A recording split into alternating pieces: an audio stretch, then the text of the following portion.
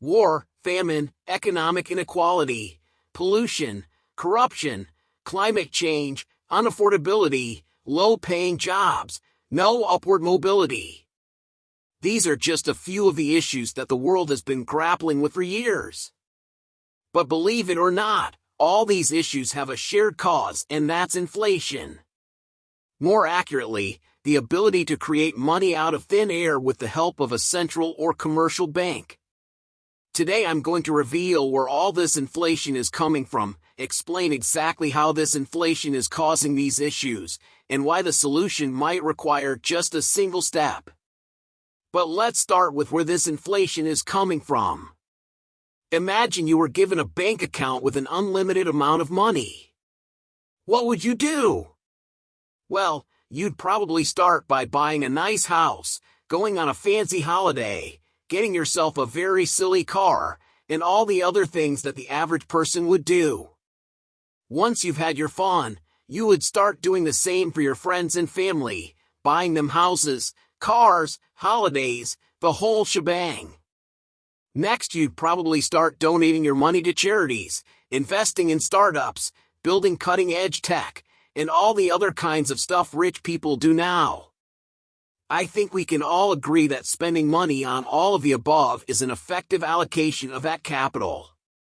In other words, it's the right way that money should be spent improving the quality of life for yourself and others, and then trying to take humanity itself to the next level. Given enough time, however, you'll inevitably start spending your money on stupid stuff. Maybe you'll start buying shitcoins that you know will probably go to zero. Or marry a reality TV star, or construct a secret underground layer and try and take over the world. Why? Because you can. Or rather, because you've run out of ways to allocate that capital effectively. What I've just described is the financial system in a nutshell. When a currency is first created, its purpose is to improve the quality of life of the people using it. The institution that issues the currency is often instructed to ensure that it operates in accordance with this purpose when it is established. Now this currency issuing institution is a central bank or a commercial bank. Whereas the central bank has the power to print currency. Commercial banks have the power to create currency out of thin air through fractional reserve banking, aka lending out more than they have on their balance sheets. The people with exclusive access to these money sources basically have their own bank accounts with unlimited money supplies. This isn't a problem at the start because the private sector uses its accounts to invest in innovation and the public sector uses its accounts to develop infrastructure. As time goes on, however, the stupidity sets in. The people in the private sector engage in reckless financial speculation and enforce their ideologies on society. The people in the public sector purchase political popularity through public programs and increase the surveillance and control of their citizens. All these endeavors require creating lots of currency, and that eventually results in inflation. It also results in a collapse in the confidence of the institutions that issue the currency, including the ones in the private sector that have exclusive access to the institutions that issue the currency. This is why every fiat currency that's ever been issued has eventually failed, and it's why any form of currency created by people is destined to fail. And yes, it is the cause of all the issues I mentioned in the introduction. Now a topical issue to begin with is war. Any student of history out there will know that when countries go to war, their governments take on unbelievable amounts of debt to finance that war. This is much more significant than you think. And to explain our paraphrase, macro analyst Mike Green. When a government must borrow massive amounts of money to do something that it wants, then it's often, if not always, because it's something it knows that its citizens do not want or do not need. It's something that it knows its citizens would not fund with their taxes. If it was something the citizens wanted or needed, then the government would have a much easier job of selling the idea to them. Raising taxes to pay for things people actually want is a lot more straightforward than doing so for something they don't. Not surprisingly, war is very low down on the list of things that citizens of any country want or have ever wanted. However, it has always been and will always be high on the list of things that the powerful public and private people and institutions have wanted because they always want more growth. Now, of course, this urge to grow bigger and better is often a good thing. When you throw the ability to create money into the mix, however, it can become a very bad thing. Because it opens the door to reckless spending in war. Without the ability for people to create money to finance these wars, they would happen a great deal less frequently. Now, another hot topic these days is climate change. If you watched our video about the UN's upcoming individual carbon credit score, you'll know I briefly noted that inflation is causing this environmental breakdown. One of the comments asking exactly how was in fact the inspiration behind this video. So to recap, inflation ultimately comes from excessive money creation driven by public and private institutions that are abusing their infinite money bank accounts. I suppose this really depends on your definition of inflation, but let's roll with it for the sake of simplicity. In practical terms, inflation means that a currency is losing value by the day. This is simply because the gradual increase in the supply of that currency makes it gradually less valuable. It's basic economics. The more of something you have, the less it is worth relative to other things. So riddle me this: what happens when people can see that their currency is slowly losing value by the year, by the month, or even by the day? Well, obviously they're incentivized to get rid of that currency. By buying something. That's because they know everything else will be more expensive in the future. Now, the effects of inflation are arguably felt most by those with massive amounts of money. That's because a 1% devaluation on $100 is just $1. A 1% devaluation on $100 million, however, is $1 million. That's an amount of purchasing power anyone would notice losing. And because the only way to reserve this purchasing power is to buy something else with that money, that's exactly what the rich do. They use their money to buy assets, and then they borrow money against these assets to buy even more assets, which continue to appreciate in value due to inflation. As we've learned, this infinite money glitch inevitably results in the misallocation of capital, specifically overconsumption. Now, overconsumption is what lies at the core of climate change and all other environmental issues we're experiencing, and the rich are the largest consuming class. Now don't get me wrong, the urge to consume can be a good thing inasmuch as it keeps the economy going. When you throw an inflation-based infinite money glitch into the mix, however, it quickly becomes a very bad thing because it leads to the kind of overconsumption that destroys the environment.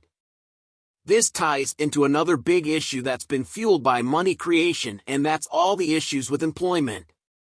This includes low-paying jobs, the inability to move upwards within those jobs, and jobs where nothing of value is being produced. Or to use the scientific term, jobs. I'll start by saying that the issues in the job market are not due to inflation alone. There are a few other factors involved, including demographics, migration, and globalization. That last factor is probably the primary cause of low wages, since an increase in the supply of labor drives wages down. That said, there still seems to be a very strong correlation between currency creation and depressed wages. This can be seen in this chart here. Some of you may recognize this chart from the website WTF Happened in 1971. Well, 1971 is when fiat currencies officially stopped being backed by gold. To be clear, there was already lots of unbacked fiat currency supply in circulation prior to 1971. The thing is that it hadn't been officially sanctioned, so to speak. Going off the gold standard effectively gave the green light to central banks and commercial banks to create as much money as they wanted. This allowed a handful of corporations with close connections to both types of bank to get their hands on easy money. They used this easy money to expand their empires into other countries and lobby politicians to pass regulations that would prevent any competition from catching up. So what happens when a corporation can borrow almost as much money as it wants? Obviously, that corporation is less incentivized to care about its actual operations that generate actual income. This includes the employees of the company. If corporations were not able to borrow almost as much money as they wanted, then they would be forced to pay extra close attention to what employees want. This is because they would need to create favorable conditions for productivity. But I suppose this incentive falls apart when globalization comes into play. In any case, the employment issues caused by inflation are even worse in the public sector. That's because when a government can borrow as much money as it wants to finance its operations, it doesn't need to care much, if at all, about the productivity of its employees. To make things worse, many governments have policies to reduce funding for a department if it manages to do its job within its annual budget. This inadvertently creates an incentive for these departments to spend more money so they can keep their budgets or even increase them. Now, another significant issue being caused by money creation is economic inequality. Economic inequality in almost every country around the world exploded to record highs during the pandemic. And that is not a coincidence. In response to the pandemic, central banks around the world dropped interest rates on borrowing to zero. By now you'll know that the entities with close connections to central banks and commercial banks were the only ones who were able to borrow at a near zero rate, otherwise known as free money. These entities used this borrowed money to buy up all the assets they could get their hands on. That's why the prices of houses, stocks, and cryptocurrencies went vertical. As the primary holders of assets, the rich got richer and everyone else saw their hopes and dreams become that bit further out of reach. The worst part is that this dynamic didn't start with the pandemic. It started as soon as the current financial system was created, in the aftermath of the Second World War, and it was significantly accelerated by the dropping of the gold standard that I talked about earlier. Now there's even a phrase for this phenomenon: buy, borrow, die. The elites start by making it big, usually through legitimate means, and then they buy up as many assets as they can. By now you'll know that the elites will then borrow against their assets to buy more assets until they own all the assets. Now, I've done a video on this practice which I will leave linked to below in the description for you. Anyways, once they own all the assets, many of them have nothing better to do than to force the world to comply with their ideology. The best example here is BlackRock forcing its ESG ideology into every institution in the world, despite it being inherently unprofitable, only possible thanks to money printing. The best part is, though, they pay no tax as part of this process. That's because you only pay tax on something when it's sold. In most countries anyhow. Borrowing against an asset is therefore tax-free. Because that money didn't come from a sale, it came out of thin air at a low interest rate, courtesy of the banks. Meanwhile, the inflation caused by all this money creation has been destroying the purchasing power of the average person. The unprecedented money creation we saw in response to the pandemic put the pedal to the metal on inflation, and we are continuing to feel the effects of that. Now, as messed up as all these issues are, there's an easy way out of them. That's to take away the ability of central banks and commercial banks to create unlimited amounts of money. One way to do this would be to move to a sound-only system, such as one where currencies are once again backed by gold. It doesn't necessarily have to be gold either. I reckon there are ways to back currencies with other commodities and even cryptocurrencies with gold-like attributes such as BTC. In a sound money system, the only way you can really create money is to produce something of value that someone will give you money for. Because the supply of sound money isn't constantly expanding, that means that the purchasing power will be preserved over time. And not only that, but you'll be able to preserve your purchasing power by just saving. You won't have to invest in high-risk assets that are being manipulated by well-capitalized speculators. Now the only problem is, of course, that the elites that have their wealth in these assets that they've borrowed against would be wiped out. That's because borrowing in a sand money system would be much more expensive. It would no longer be possible for those with close connections to banks to borrow money for free at close to 0%. This includes governments which have taken on unbelievable amounts of debt to mostly do things that their citizens do not want and do not need. Now, the rich could probably find a way to unwind their debts. The governments not so much. They would almost certainly default, and it would result in regime change in every country, along with a complete restructuring of government operations. As an added bonus, unaccountable international organizations that are sustained by made-up money would completely dissolve, and their explicit plans to create a centralized global government would dissolve with them. Remember, world domination is only possible through money manufacturing. Now the only issue a sound money system could possibly create is something called a deflationary death spiral. This is when everyone realizes that their purchasing power is increasing over time, so they reduce their spending to a bare minimum. This does serious damage to the economy. The thing is that this is an issue that's only ever existed in theory, and if you ask me, it's one that's been made by the elites to scare people away from pursuing a sound money system. In addition, there would still be some inflation in a sound money system since more gold, BTC, etc. is produced every day. It seems that the ideal solution would be to have an algorithmic currency whose supply expands and contracts based on demand. This would make it possible to preserve purchasing power while simultaneously allowing for more currency expansion when it's required by the economy. Unfortunately, the current currency issuers would never allow such a currency to take hold.